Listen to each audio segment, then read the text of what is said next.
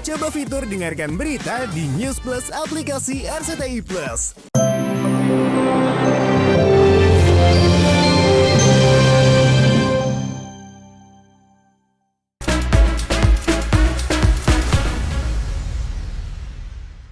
Beratnya ya kalau netizen bilang, lu tuh nista, lu itu salah. Aku tuh udah bertanggung jawab loh, aku kooperatif. Aku yang bayar kasus aku sampai naik. Tapi janganlah seberat itu. Air mataku tidak akan bisa mengembalikan hukuman seberat itu sama aku.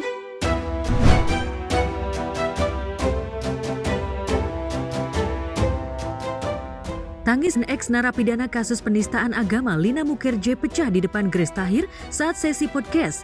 Pemilik nama asli Lina Lutfiawati ini tak menyangka jika ocehan spontannya saat makan kulit daging binatang yang diharamkan dalam Islam berbuntut hukuman penjara yang lama. Bahkan ia mengalami getirnya ketika di dalam penjara. Aku sampai mengemis loh, hukum aku tapi janganlah seberat itu kayak gitu. Tapi buat masyarakat lain yang sama sekali gak ngerti hukum, makanya kalau netizen bilang aku tuh drama, aku tuh nangis, karena kalian gak pernah ngerasain satu malam aja loh. Sebagian orang hanya bisa bilang, itu salah lo, itu perbuatan lo sendiri. Karena orang tidak menyimak dengan poinnya loh. Aku udah menjalani dan aku udah dihukum, sudah minta maaf. Tapi hukuman yang aku terima tuh sangat tidak manusiawi. Dan aku merasa berat atas itu sih. Jadi aku makanya nangis, karena tuh banyak orang yang udah depression, stres dengan kehidupan, ditambah hukumannya berat. Bukan hanya menceritakan pengalaman getirnya saat berada dalam jeruji besi, Lina juga membongkar sisi kelam penegakan hukum di tanah air. Ia bahkan mengalami pemerasan dari oknum pengadilan hingga 500 juta rupiah dengan janji pengurangan hukuman. Sementara beberapa koruptor yang satu sel dengannya mendapatkan hukuman cukup ringan dari kasusnya. Jadi asisten aku tuh nemuin si orang yang oknum pengadilan tadi, dia bawa tas sama uang kayak 100 juta ya. Bantulah gitu, misalnya hukumannya janganlah berat. Terus 500 juta kalau nggak bisa kita nggak sudi. Kasih tahu, ditunjuk otakku di pengadilan itu jelas lo, aku ngeliat dia. Kalau kita bicara nista, orang korupsi itu udah disumpah Al-Quran, Alkitab sesuai dengan agama dan kepercayaan masing-masing.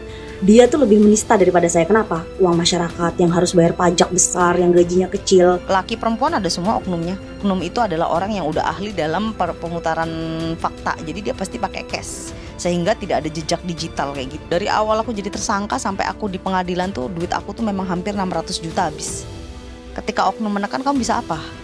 Ditambah pengacara aku tidak benar-benar membela aku, dan dia juga memanfaatkan aku sedikit-sedikit duit. Dan satupun orang gak ada yang memang tulus untuk mencintai aku. Kenapa Lina Mukherjee tidak menceritakan oknum ya? Harusnya diusut aja. Sekarang aku tanya, aku udah selesai di penjara. Kalaupun oknum ini aku sebutin karena bukti transfernya masih, yang ada dia dipecat kan. Jadi payah orang tua dia untuk menjadi seorang oknum itu kan pakai darah. Aku nggak mau pakai keringat, pakai darah sehingga orang itu dipecat.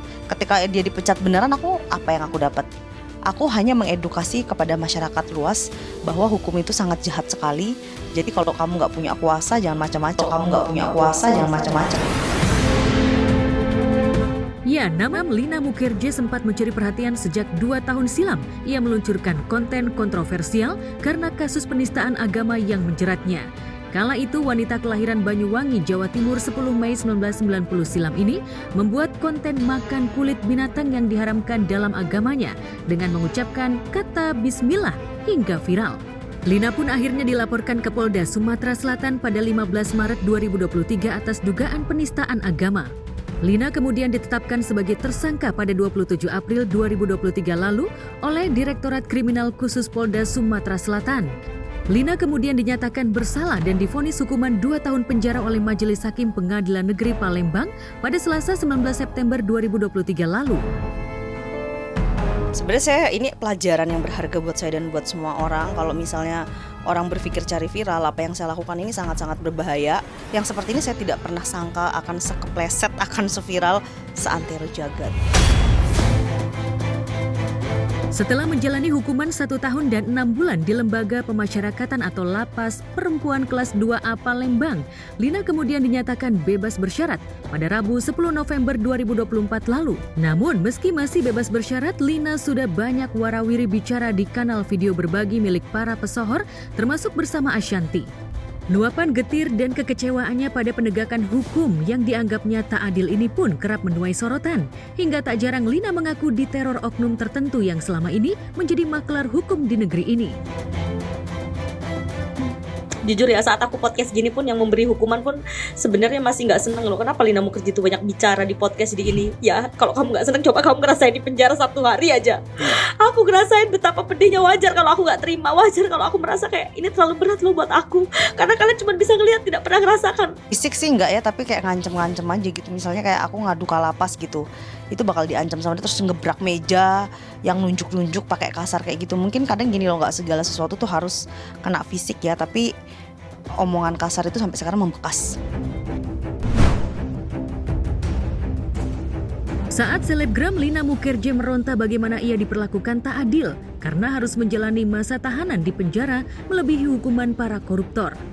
Entah apes atau sudah suratan takdir, ibunda model Atika Hasiholan Ratna Sarumpait kemarin harus menjalani pemeriksaan di Bareskrim Mabes Polri usai dilaporkan cucunya sendiri Husin atas tuduhan penggelapan harta warisan.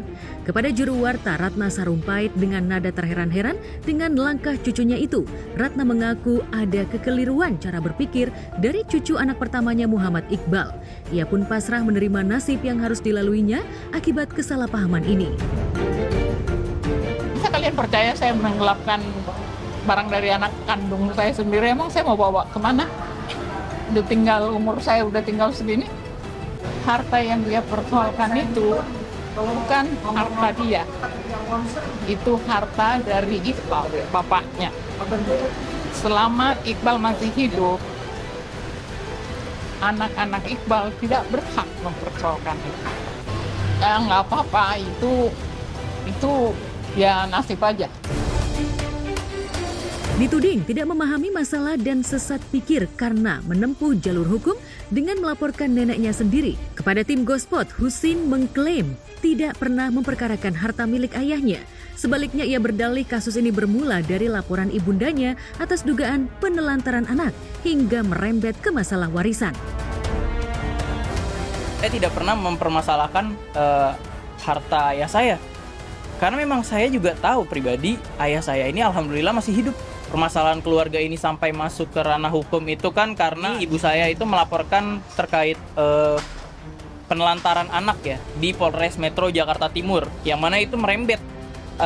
Saya melihat bahwa ada potensi penggelapan di sini karena memang ayah saya ini kan punya tanggung jawab. Saya hanya menuntut kejelasan bahwasanya ayah saya ini memiliki tanggung jawab ya. Adik saya masih di bawah umur ya, yang mana itu ditelantarkan ayah saya dari mulai 2021 secara material. Oke, dan ditelantarkan secara kasih sayang dan perhatian itu semenjak 2012. Salah didik, saya nggak bisa menyalahkan dia karena setahu saya semua yang dia ceritakan itu adalah cerita ketika dia masih sangat kecil. Jadi ada yang merusak cara berpikir dia dan memasukkan informasi yang sebenarnya dia tidak tahu. Ratna sendiri sesungguhnya ogah meladeni laporan cucunya, bahkan tak pernah terpikirkan sama sekali untuk melaporkan balik cucunya. Sebab bagaimanapun Husin merupakan cucu sekaligus darah daging putranya. Sebaliknya, Husin juga mengklaim juga tak pernah berniat melaporkan sang nenek. Langkah yang ditempuhnya justru untuk mencari titik terang. Lantas, akankah sengkarut kasus hukum antara nenek dan cucu ini akan berakhir? Itu bukan persoalan ketemu itu jadi selesai. Di sini dia melapor ke sini. Kalau dia nggak melapor ke sini kan nggak ada masalah. Ya wajar dong kita menduga penggelapan. Gini loh, ayah saya ini punya supply untuk menafkahi anak-anaknya.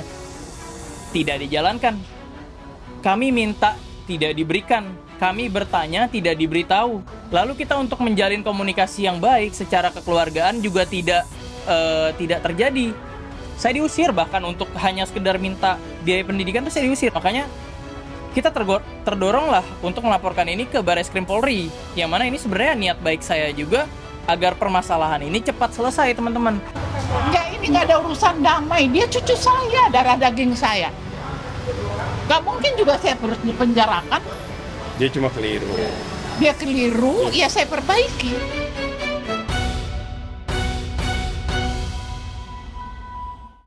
Ya, Meski masalahnya sudah melibatkan pihak kepolisian, semoga masih ada jalan terbaik antara Ratna Sarumpait dan cucunya. Karena sejatinya apapun yang terjadi, keutuhan keluarga itu jauh lebih berarti. Ya pemirsa, terus saksikan Gospel setiap Senin sampai Jumat pukul 9 pagi hanya di RCTI. Karena pemirsa bisa update berita selebriti paling hot pastinya hanya di Gospel bersama saya Alicia Evita. Stay healthy and happy. Bye-bye. Oke, waktu kamu tinggal 2 menit ya. Jadi kamu mau main musik apa mau masak? Kamu soalnya dari tadi banyak omong soalnya. Ini fatal ya, karena ini mentah. Banyak gaya. Look, one dish. You cannot execute it right. Pilih mana? Nomor WhatsApp saya apa saya fallback?